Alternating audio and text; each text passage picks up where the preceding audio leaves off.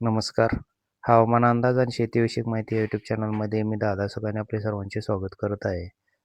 आज जे पाऊस होणार होता किंवा येत्या 24 तासात पाऊस होण्याची शक्यता वाटते ती सांगली जिल्हा, निपाणी, गोकाक, बेळगाव या परिसरातून जास्ती करून पावसाची शक्यता 24 तासात बनणार आहे.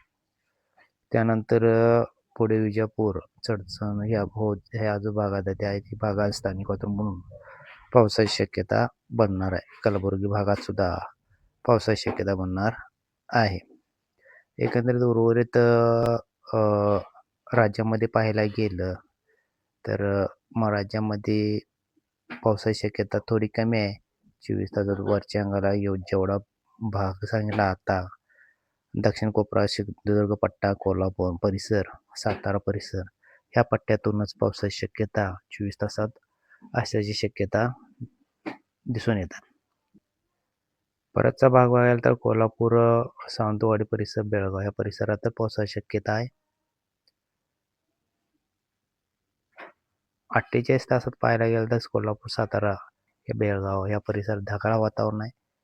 एखादं दुसरं ठिकाणी झालं तर स्थानिक वातावरण म्हणून हलक्याच्या पावसाची शक्यता वाटते. उर्वरित भागात ढगाळ हवामान आहे, उष्णता असणार आहे. सोलापूर, बीड, सोलापूर आणि बिदर, लातूर ह्या भागात सुद्धा स्थानिक वातावरण बळ झालं तर पावसाची शक्यता आहे.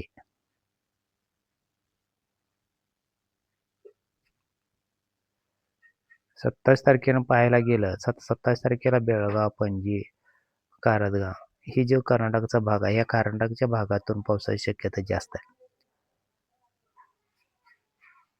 उर्वरित महाराष्ट्रात पाहायला गेलं तर पावसाची शक्यता नाही.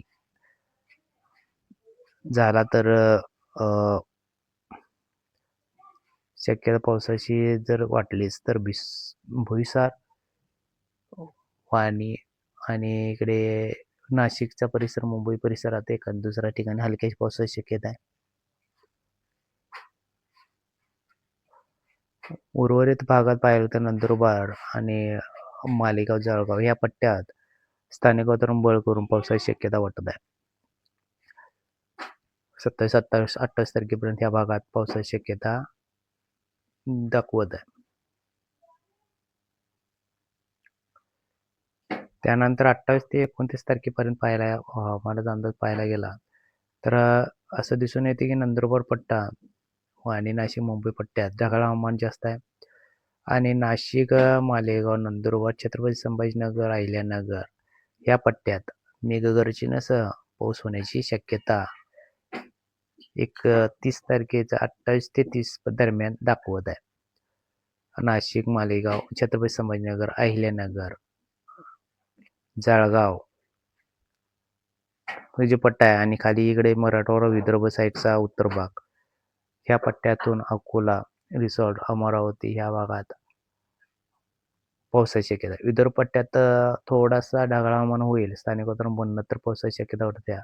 आणि दक्षिणेकडे पाहायला गेलं तर बीड, लातूर, बार्शी, सोलापूर ह्या पट्ट्यात सुद्धा स्थानिक वातावरण निर्मिती झाली तर पावसाची शक्यता 29 ते 28, 29 तारखेपर्यंत बनण्याची शक्यता.